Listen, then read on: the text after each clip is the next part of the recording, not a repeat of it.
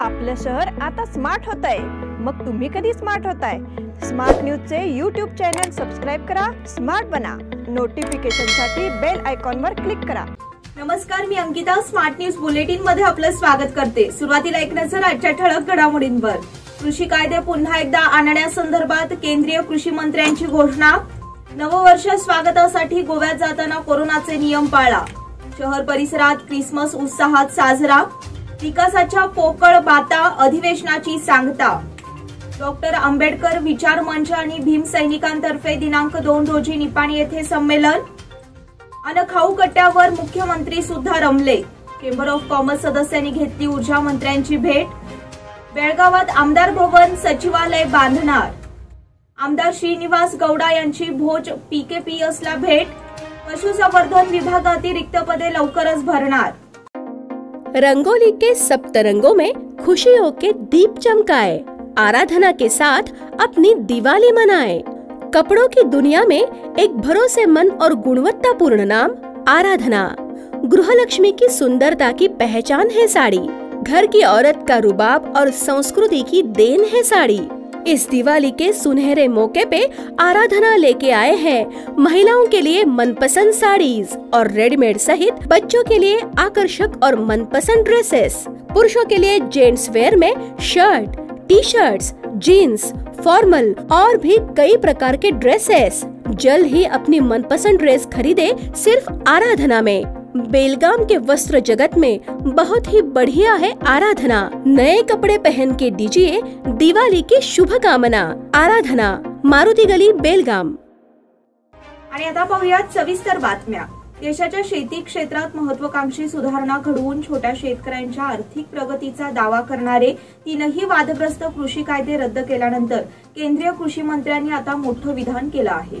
हे तीनही कृषी कायदे पुन्हा आणले जाऊ शकतात असं केंद्रीय कृषी मंत्री नरेंद्र सिंग तोमर यांनी नागपूरमधील एका कार्यक्रमात बोलताना सांगितलं आहे। पंतप्रधान नरेंद्र मोदी 19 नोव्हेंबरला देशाला संबोधित करताना कृषी कायदे मागे घेत असल्याची घोषणा केली होती।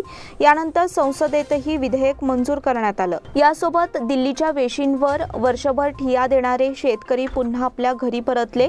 एनडीटीव्हीच्या वृत्तानुसार नरेंद्र सिंग तोमर यांनी यावेळी कायदे रद्द होण्यासाठी काही लोक जबाबदार असल्याचं म्हटलं। तसंच हे तीनही कृषी कायदे पुन्हा नव्याने आणले जाऊ शकतात असं सांगितलं। कृषी कायदे रद्द करावे लागल्यामुळे सरकार निराश झालेले नाही। शेतकरी आपल्या भारताचा कणा आहे, त्यामुळे आम्ही एक पाऊल मागे घेतलं असून पुढे देखील टाकू असंही सांगत नरेंद्र सिंग तोमर यांनी यावेळी खासगी क्षेत्रातील गुंतवणुकीची गरज सांगितली। नववर्ष स्वागतासाठी गोव्यात जाताना कोरोनाचे नियम पाळा। नववर्ष स्वागत सोहळा समुद्रकिनारी साजरा करण्याची प्रथा अनेक जण आनंदाने उत्साहाने पाळताना दिसतात। यामुळे दरवर्षी बेळगाव आणि परिसरातून हजारो नागरिक गोव्याकडे धाव घेतात। मात्र यावर्षी 31 डिसेंबर साजरा करण्यासाठी गोवा सरकारने नवी नियमावली निश्चित केली आहे। त्यामुळे नागरिकांना सावधगिरीचा इशारा देण्यात आला आहे। ख्रिसमस आणि नववर्षाच्या स्वागतासाठी गोव्यात येणाऱ्या पर्यटकांनी कोविडचे नियम पाळले पाहिजेत। नाईट कर्फ्यू जारी करण्यास भाग पाडू नये असा इशारा गोव्याचे मुख्यमंत्री प्रमोद सावंत यांनी दिला आहे। गोवा राज्यात ख्रिसमस आणि नववर्षाचं स्वागत मोठ्या उत्साहात साजरं केलं जातं। 25 डिसेंबर ते 1 जानेवारी पर्यंत गोव्यात मोठ्या उत्साहात सेलिब्रेशन केलं जातं। मात्र पर्यटक आणि गोव्यातील नागरिकांनी सेलिब्रेशन करताना कोविडचे नियम पालन करणे गरजेचे आहे असं राज्य सरकारकडून स्पष्ट करण्यात आलंय। गोव्यात आतापर्यंत 28 व्यक्तींनी ओमिक्रॉन संदर्भात तपासणी केली। यातील 8 व्यक्तींचे अहवाल निगेटिव्ह आले आहेत। मात्र यातील काही व्यक्ती डेल्टा व्हेरिएंट पॉझिटिव्ह आल्या आहेत।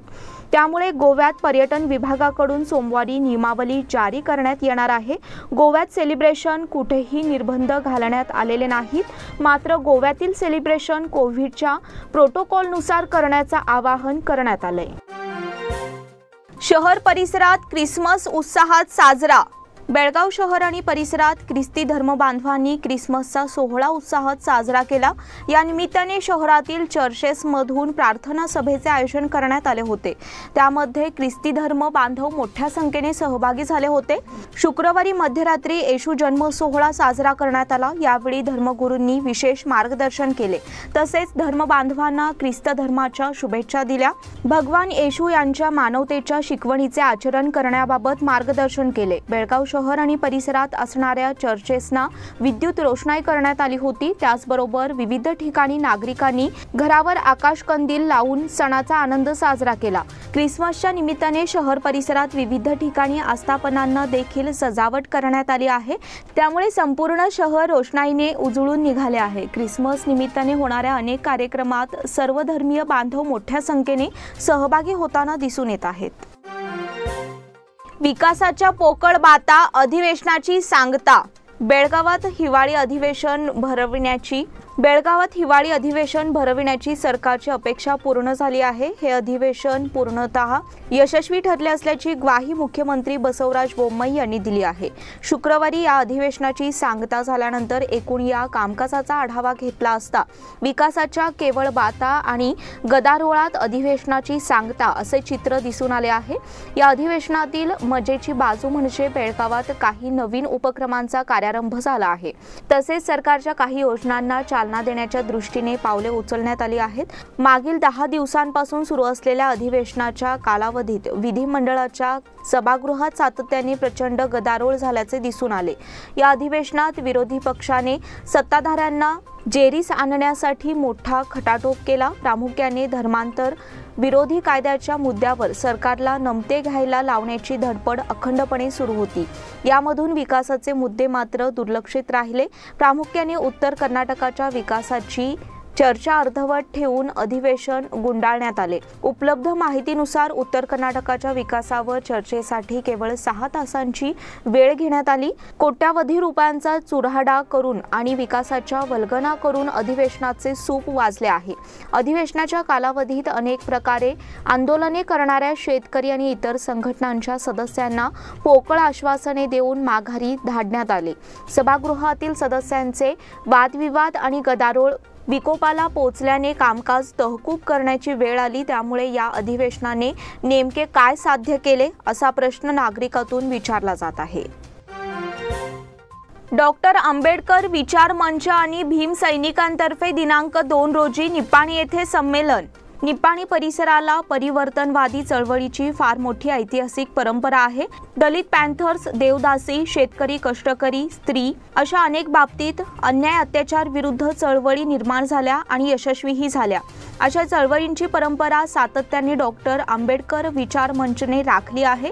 या कार्यक्रमाला प्रमुख शिवव्याख्याते आणि सामाजिक कार्यकर्ते माननीय प्राध्यापक नितीन बानगुडे पाटील उपस्थित राहून तरुणांनो महापुरुषांच्या समतेचा विचार पेरूया या विषयावर दिनांक 2 जानेवारी 2022 रोजी मार्गदर्शन करणार आहेत।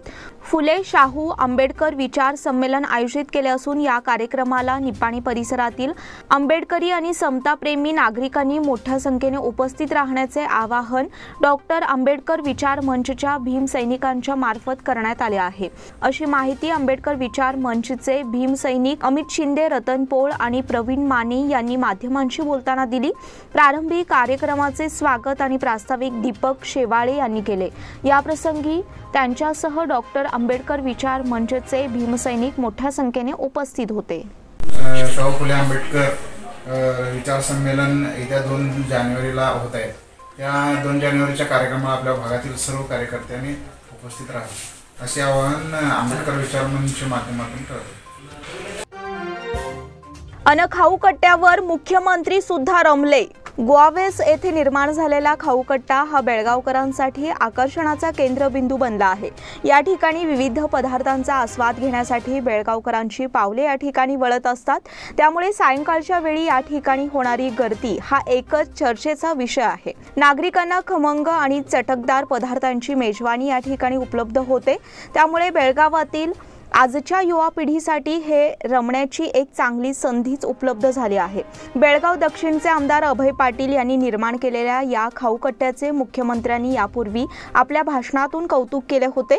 तसेच अभय पाटील यांनी असे आगळे वेगळे प्रकल्प राबविल्याबद्दल ते स्पेशल पाटील म्हणून ओळखले जातील असेही मुख्यमंत्र्यांनी म्हटले होते।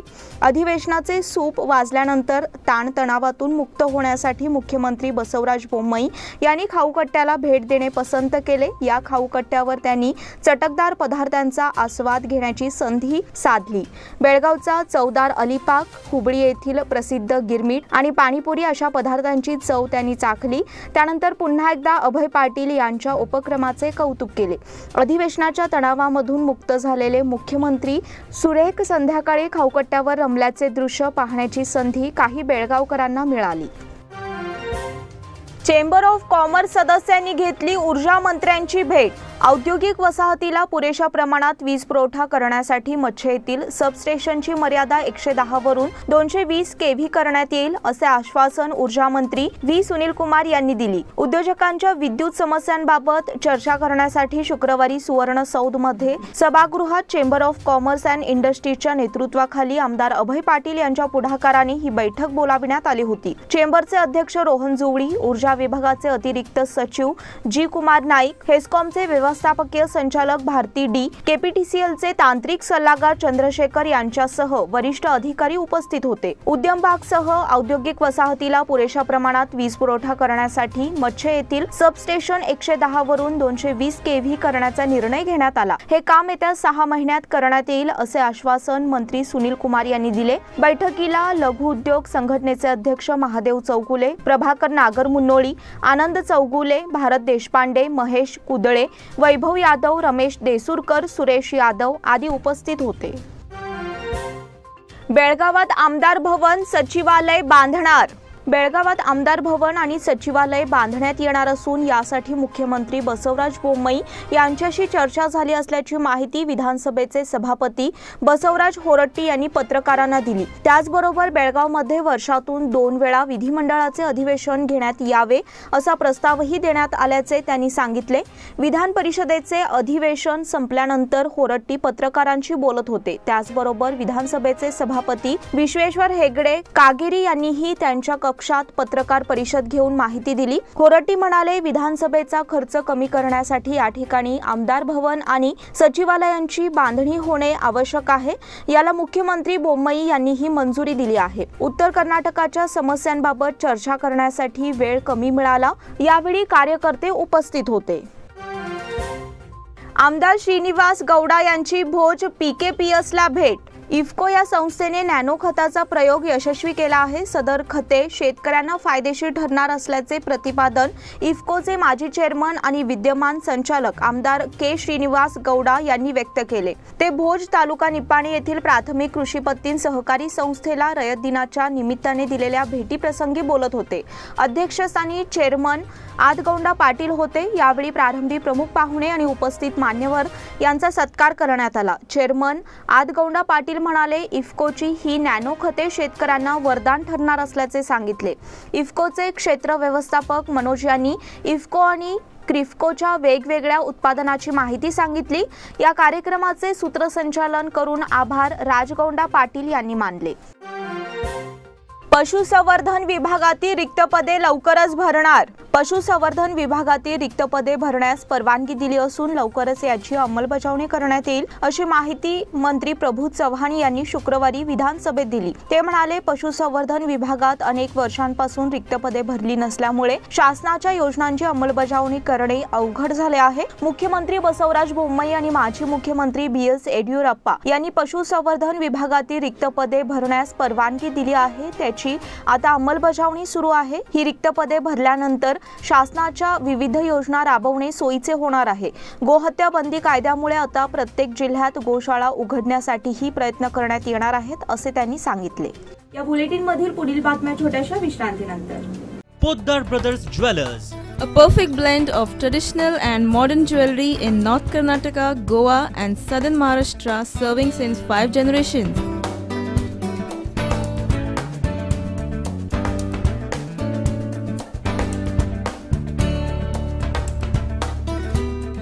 exclusive gold, silver and platinum jewelry showroom.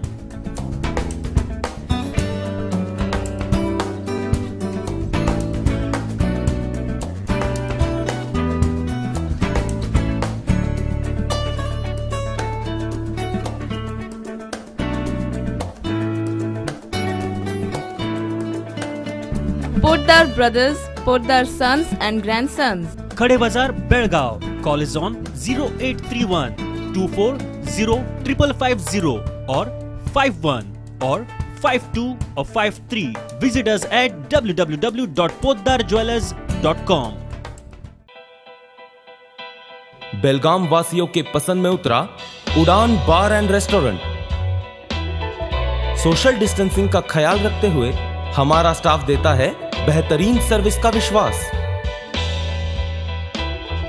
यहां है पार्टी और फंक्शन के लिए 3 आलीशान हॉल, कारपोरेट डिनर मीटिंग के लिए 3 अलग कक्ष, आईपीएल मैच देखने के लिए 3 बड़े स्क्रीन की विशेष सुविधा। इसके साथ ही साफ सुथरा किचन जहां हमारा वेल क्वालिफाइड स्टाफ देता है क्वालिटी और हाइजीनिक फूड की गारंटी। तो फिर खाने की हो बात तो आना परिवार के साथ। उड़ान बार एंड रेस्टोरेंट, लिंगराज कॉलेज के पास, बेलगावी। फोन 0831 243577। विश्रांतीनंतर पुन्हा एकदा आपलं स्वागत। राज्यात 1,20,00,000 विद्यार्थी शिक्षण घेत आहेत। त्यापैकी 200 विद्यार्थ्यांना कोरोनाची लागण झाली आहे। त्यापैकी काही विद्यार्थी बरे झाले आहेत। 1.5 वर्षे शाळा बंद असल्याने शिक्षणावर परिणाम झाला आहे। शाळा बंद करण्याचा कोणताही विचार नाही, मात्र खबरदारी घेणार असल्याची माहिती जिल्हा शिक्षणाधिकारी AB पुंडलिक यांनी दिली। राज्यातील काही शाळांतून कोरोनाचे रुग्ण आढळत आहेत, यामुळे शाळा बंद करण्यात येणार असल्याची चर्चा करण्यात येत आहे। याबाबत माहिती देताना पुंडलिक म्हणाले, शाळेला सुट्टी देण्याचा कोणताही निर्णय घेण्यात आलेला नाही। शाळेतून खबरदारीच्या उपाययोजना केल्या आहेत। 1ली ते 9वीच्या विद्यार्थ्यांना चाचणीबाबत मार्गदर्शन केले आहे। 10वीची परीक्षा ही जुन्या पद्धतीप्रमाणेच होणार आहे। त्यासाठी 10वीच्या विद्यार्थ्यांकडून परीक्षा फॉर्म भरून घेतले जात आहेत। कोरोना परिस्थितीमुळे मुलांच्या शिक्षणावर परिणाम झाला आहे। विद्यार्थ्यांना चाचणी परीक्षा लिहायचा सराव राहिलेला नाही, त्याचा शिक्षण आणि व्यवहारावरही परिणाम झाला आहे। शिकवलेल्या अभ्यासक्रमावर आधारित आठवड्यातून एकदा परीक्षा घेतली जात आहे, असे त्यांनी सांगितले। मराठी भाषाप्रेमी मंडळाला 8 पुरस्कार। येथील मराठी भाषाप्रेमी मंडळाने नवी दिल्लीतील बृहन्महाराष्ट्र मंडळाची सर्वाधिक 8 बक्षिसे प्राप्त करून सर्वोत्तम संस्थेचा सन्मान मिळवला। मराठी निबंध स्पर्धेतील गट 2 वर्षातील 4 विजेत्या विद्यार्थ्यांनी संस्थेच्या निबंध केंद्र प्रमुखांना 2 आणि उत्कृष्ट कार्याचे संस्थेला 2 पुरस्कार मिळाले। देवासमध्ये झालेल्या कार्यक्रमात सर्वांना रोख बक्षिसे, सन्मानपत्र आणि सन्मान चिन्ह देऊन गौरविण्यात आले। मराठी निबंध स्पर्धेत 2019 मध्ये श्रेया पाटील प्रथम आणि सानिका देसाई उत्तेजनार्थ, 2020 मध्ये साधना पाटील प्रथम आणि समृद्धी गवी तृतीय आणि उत्कृष्ट संस्था मराठी भाषाप्रेमी मंडळ बेळगाव 2019 प्रथम आणि 2020 द्वितीय, तर उत्कृष्ट मराठी निबंध केंद्र प्रमुख अशोक केळकर 2019 आणि 2020 असे यश मंडळाने मिळविले। जनरल मोटर्सचे व्यवस्थापक निखिल आपटे, बृहन्महाराष्ट्र मंडळाचे अध्यक्ष मिलिंद महाजन, दिलीप कुंभोजकर, जीके दातार, अशोक कापुरे, दीपक करपे यांच्या उपस्थितीत सर्वांना सन्मानित करण्यात आले। मंडळाकडून विभागीय कार्यवाह नितीन कपिलेश्वरकर, शिवाजी बाडीवाले, श्रीधर जाधव, उदय देशपांडे, परशुराम माळी आदी उपस्थित होते। परिवहन महामंडळाचे खासगीकरण नाही, श्रीनिवास। राज्य सरकारकडे राज्य रस्ते परिवहन महामंडळाचे खासगीकरण करण्याचा कोणताही प्रस्ताव नाही, अशी माहिती परिवहन मंत्री कोटा श्रीनिवास यांनी विधानसभेत दिली। सदस्यांनी विचारलेल्या प्रश्नाला उत्तर देताना ते बोलत होते। आमदार मुनिराज गौडा यांनी विचारलेल्या प्रश्नाला उत्तर देताना श्रीनिवास बोलत होते। ते म्हणाले, राज्यातील परिवहन महामंडळाचे खासगीकरण करण्यात येणार नाही, तसा कोणताही प्रस्ताव शासनापुढे नाही। बेंगलोर BMTCचेही खासगीकरण करणार नाही। जुन्या बसेसचा लिलाव केला जातो। कोरोनाच्या पार्श्वभूमीवर BMTC श्रेणीतील वातानुकूलित बसेसची निर्मिती स्थगित करण्यात आली आहे, असे त्यांनी सांगितले। परप्रांतीय कामगारांसाठी नियमावली तयार करा, शहरात दिवसेंदिवस परप्रांतीय कामगारांची संख्या वाढत आहे, यामुळे स्थानिकांच्या रोजगारांवर अप्रत्यक्ष परिणाम होत आहे। आगामी काळात जर ही परिस्थिती वाढली तर रोजगार समस्या गंभीर होणार आहेत। यामुळे परप्रांतीय कामगारांबाबत नियमावली करावी अशी मागणी राज्याचे कामगार मंत्री शिवराम हेब्बार यांच्याकडे भाजप नेत्या आणि बेळगाव जिल्हा महिला मोर्चा सेलच्या उपाध्यक्षा डॉक्टर सोनाली सरनोबत आणि उद्योग भारतीच्या प्रिया पौराणिक यांनी निवेदनाद्वारे केली आहे। राज्याच्या जीडीपी मध्ये बेळगाव जिल्ह्याचे भरीव योगदान आहे। बेळगाव मध्ये विविध उद्योगधंदे बहरत आहेत, पण विविध क्षेत्रात बिहार, छत्तीसगड आणि पश्चिम बंगाल यासह अन्य राज्यातून येणाऱ्या कामगारांची संख्या वाढत आहे। यामुळे स्थानिकांना पुरेसे काम मिळत नाही। बेरोजगारीमुळे स्थानिक तरुणात मोठ्या प्रमाणात नैराश्य वाढत आहे। परप्रांतीय मजुरांना विरोध नाही, पण त्यांच्यासाठी नियमावली गरजेची आहे अशा मागण्या निवेदनातून केल्या आहेत। मंत्री हेब्बार यांनी आवश्यक ती कार्यवाही करू अशी ग्वाही दिली। मल्टी स्टेट सोसायटी फेडरेशन संचालकपदी खांडेकर। सह्याद्री कोऑपरेटिव्ह सोसायटीचे ज्येष्ठ संचालक, माजी चेअरमन, मार्केट यार्ड येथील प्रसिद्ध व्यापारी NB खांडेकर यांची पुणे येथील federation of multi state cooperative society या संघटनेच्या संचालकपदी निवड झाली आहे।